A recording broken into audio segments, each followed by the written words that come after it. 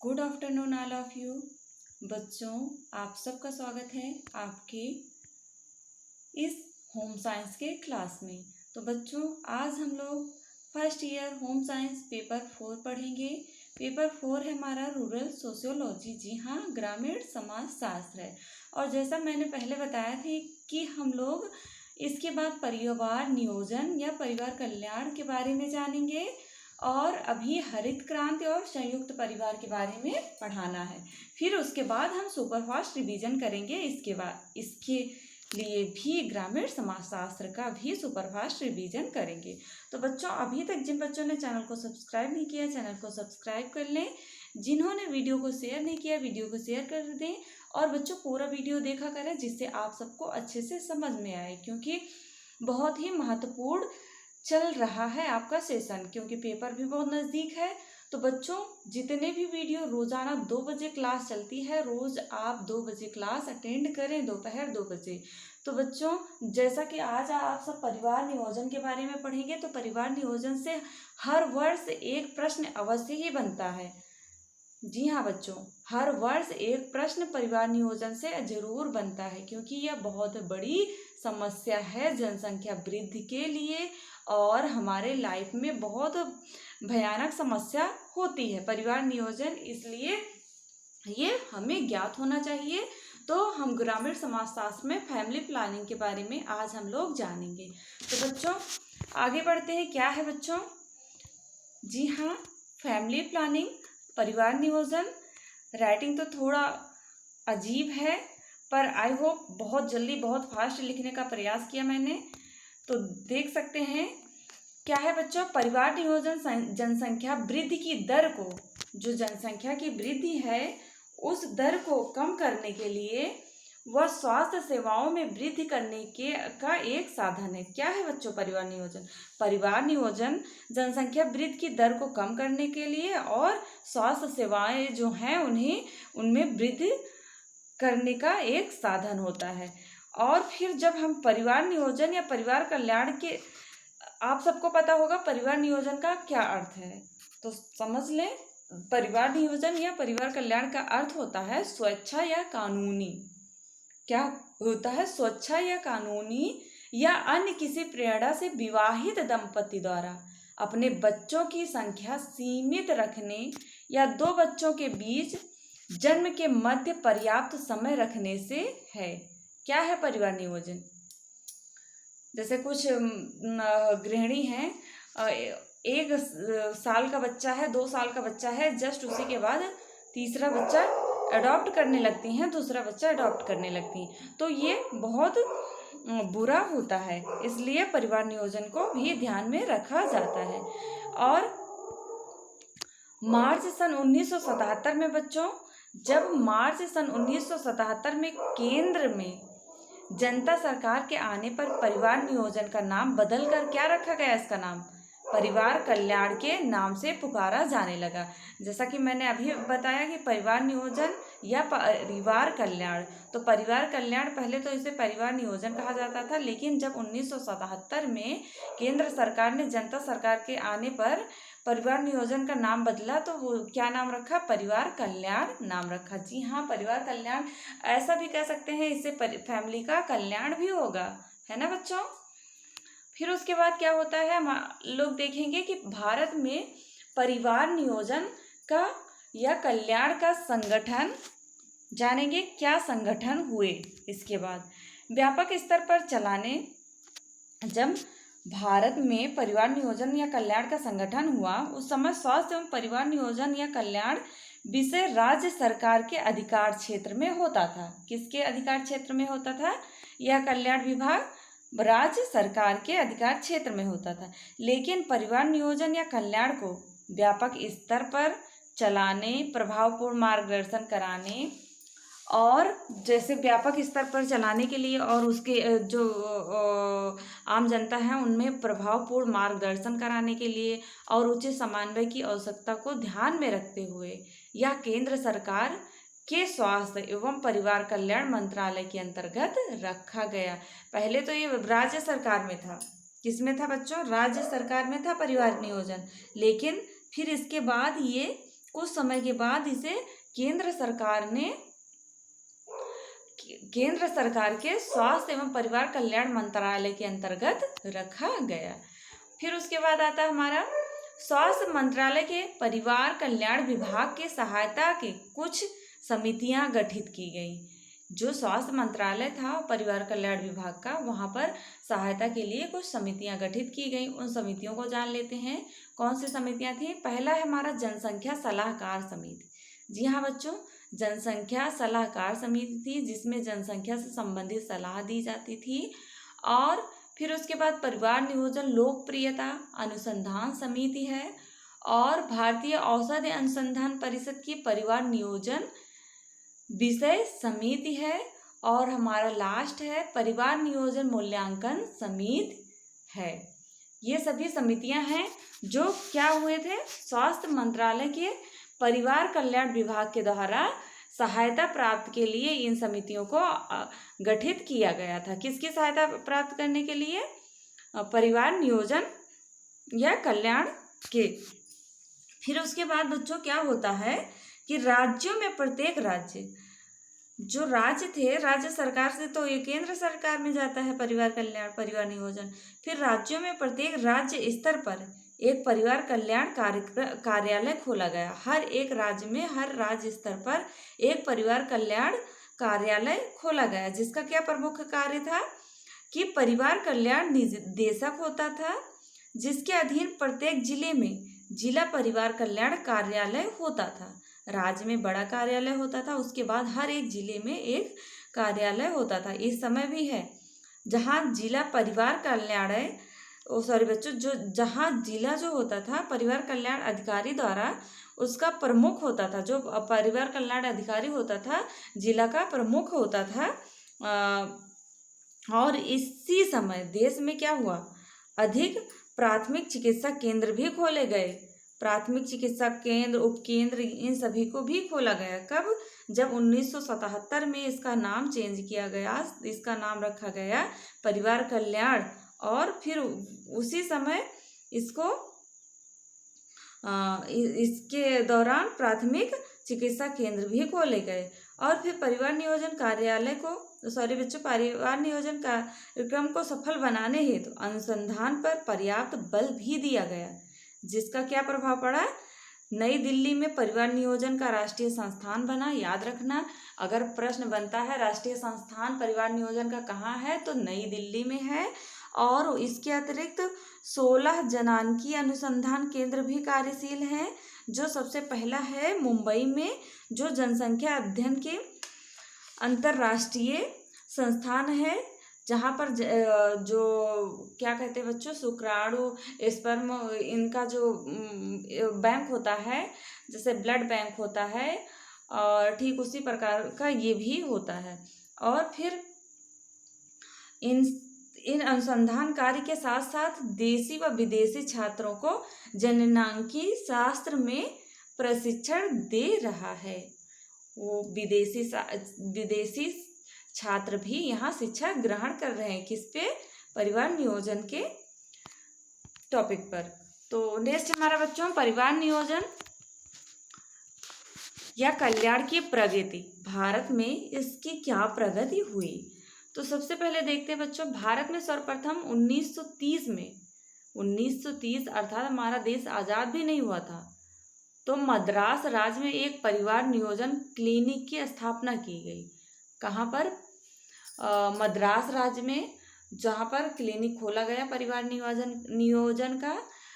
और सन 1938 में पंडित जवाहरलाल नेहरू की अध्यक्षता में एक राष्ट्रीय योजना समिति बनाई गई। इसी समिति में परिवार नियोजन की आवश्यकताओं पर जोर दिया गया, या जो समिति बनाई गई यहीं से सुधार होता है और परिवार नियोजन की एक समिति बनाई जाती है। फिर जाकर के इस समिति पर परिवार नियोजन की आवश्यकताओं पर जोर दिया गया। और बाद में सन 1943 में बच्चों स्वास्थ्य सर्वेक्षण विकास समिति की सरकारी अस्पतालों में जन्म निरोध क्लिनिक को स्थापना का सुझाव दिया गया। जो जन्म निरोध क्लिनिक था उसकी स्थापना का सुझाव भी सरकारी हॉस्पिटल में भी दिया गया कि वहाँ पर भी इसकी स्थापना की जाए। और फिर परिवार नियोजन की वास्तविक शुरुआत तो प्रथम पंचवर्षीय योजना के काल में हुई थी। ये सब तो पहले हुआ ही, लेकिन जब हमारा देश आज़ाद हुआ 1947 में, उसके बाद जो हमारी प्रथम पंचवर्षीय योजना लागू हुई, तब सही मायने में इसका क्या हुआ, वास्तविक शुरुआत की गई थी। तो बच्चों ये भी देख लेते हैं जो सरकार ने अब परिवार नियोजन के संबंध में निम्न नीति अपनाई है। पहली नीति है प्रेरणात्मक कार्यक्रम। जी हाँ, प्रेरणात्मक कार्यक्रम में जैसे कि अखबार है, रेडियो है, टेलीविज़न है, फिल्म है आदि में दिखाया जाता है कि परिवार नियोजन कार्यक्रम अपनाने से क्या हमें लाभ होंगे, क्या हमें प्रेरणा मिलती है। हमेशा रेडियो में भी है, टीवी में भी है, वो बताते रहते हैं, ऐड भी आते हैं, आपके यूट्यूब पे भी कई ऐड ऐसे आते हैं जो परिवार नियोजन से संबंधित होते हैं। नेक्स्ट है हमारा बच्चों निरोधों की पूर्ति। जी हाँ, सरकार ग्रामीण और शहरी दोनों क्षेत्रों में जो निरोधों की पूर्ति बनाए रखने का प्रयत्न करती है। निरोधों की पूर्ति अर्थात कुछ ऐसे टेबलेट दवाओं का प्रयोग, और समय समय पर जो आशा बहू हैं गांव में जाती हैं, ये सब सुझाव देती रहती हैं। ये क्या है, निरोधी की पूर्ति में आता है। उसके बाद परिवार नियोजन के लिए आर्थिक सहायता भी देना।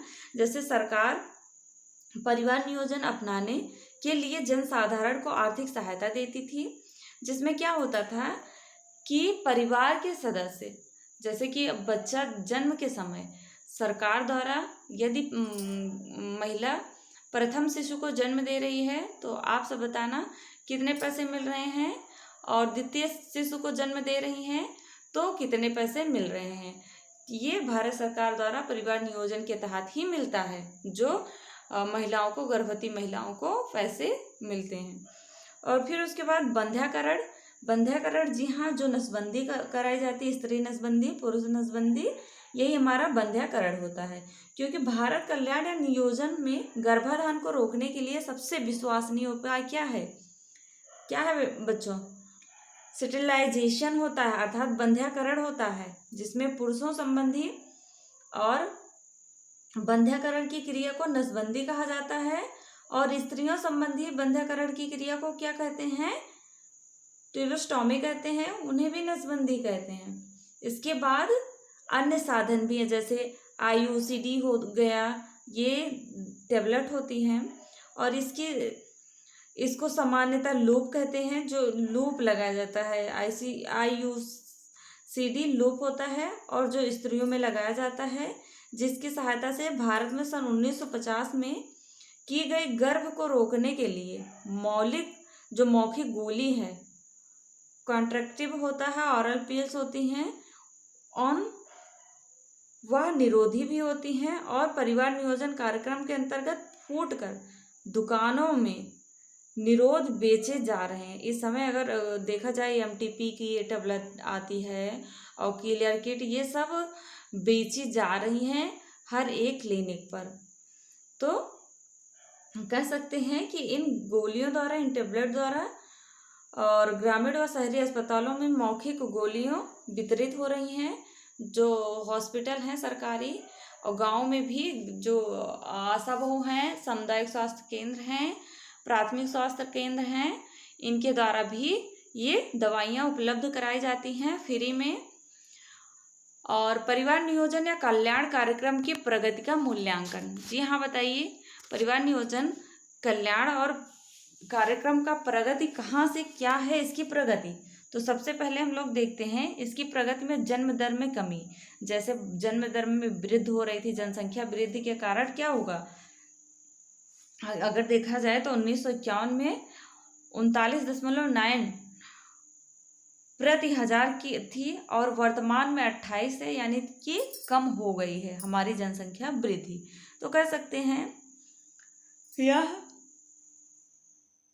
बच्चों, जनसंख्या बराबर बढ़ती जा रही है। और शहरों तक सीमित। नेक्स्ट हमारा शहरों तक सीमित। जी हाँ बच्चों, परिवार कल्याण या नियोजन का लाभ मुख्यतः शहरों की जनसंख्या को ही मिला है।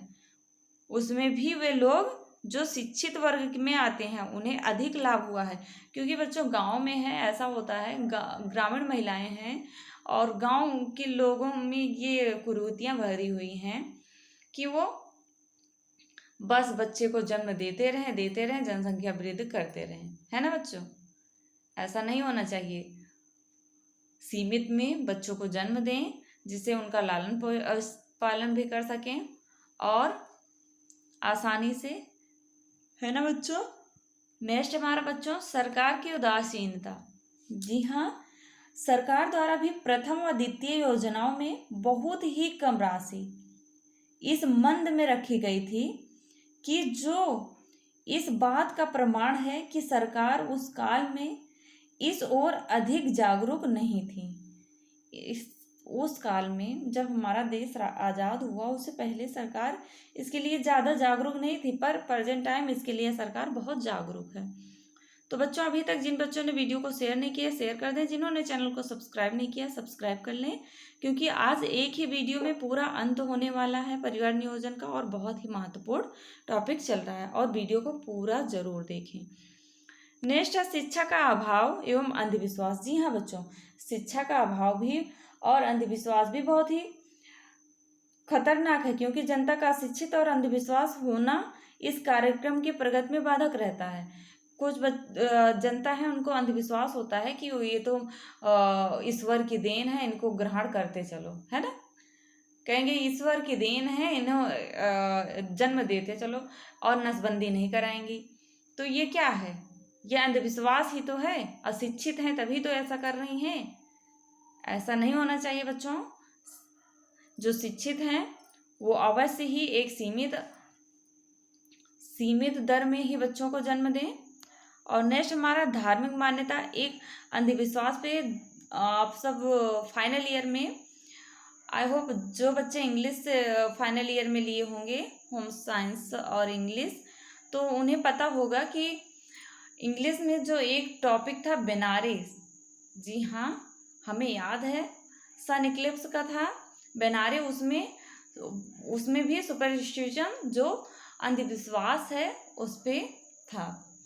वहाँ क्या अंधविश्वास था कि सूर्य ग्रहण पर नहाने सब लोग जाते थे। वहीं एक महान वैज्ञानिक, नाम नहीं याद आ रहा है, वो जाते हैं वहाँ काशी में, बनारस है ना, तो बनारस में जाते हैं, वो देखते हैं वैसे कीचड़ भरे पानी में सब लोग स्नान कर रहे हैं, तो उन्हें बहुत बुरा लगता है और कहते हैं ये भारत की जनता है, देखो ये अंधविश्वासों में लिपटी हुई है। तो आप सब समझ सकते हैं कि यही कारण है कि जो जनसंख्या वृद्धि हो रही है। और नेक्स्ट हमारा धार्मिक मान्यता। जी हाँ, कुछ मामलों में धार्मिक मान्यताएं भी इसको प्रगति में बाधा सिद्ध हुई हैं। इन सभी कारणों से ये कार्यक्रम प्रगति धीमी रही है। ये सभी बाधाएं हैं जो इस कार्यक्रम को, परिवार नियोजन या परिवार कल्याण कार्यक्रम को आगे बढ़ने से बाधक बनी है। नेक्स्ट हमारा बच्चों परिवार नियोजन या कल्याण कार्यक्रम को प्रभावी बनाने के लिए सुझाव। तो कौन सा सुझाव? सबसे पहला है विस्तृत प्रचार। जी हाँ, हमें पहले सरकार को विभिन्न प्रचार साधनों जैसे रेडियो, टेलीविज़न, अखबार, प्रदर्शनी, फिल्म प्रदर्शनी आदि में खूब प्रचार करना चाहिए, जिससे क्या हो, जनता जनमत परिवार कल्याण के हित में बन सके। और ग्रामीण क्षेत्रों में यह कार्य ग्राम पंचायतों और सामुदायिक विकास कार्यालयों पर डाला जाना चाहिए। और नेक्स्ट हमारा उचित डॉक्टरी सुविधाएं। जी हाँ बच्चों, परिवार कल्याण या नियोजन के लिए स्थान स्थान पर उचित डॉक्टरी सुविधाएं भी होनी चाहिए, जिससे क्या हो, विशेष रूप से ग्रामीण क्षेत्रों में मदद होनी चाहिए। तो अभी तक जिन बच्चों ने चैनल को सब्सक्राइब नहीं किया सब्सक्राइब कर लें, लाइक नहीं किया तो लाइक जरूर कर दें बच्चों, क्योंकि आपकी टीचर आपके लिए इतना मेहनत करती हैं, तो आप भी अवश्य कुछ किया करें अपने टीचर के लिए। नेक्स्ट है प्रशिक्षित कर्मचारी।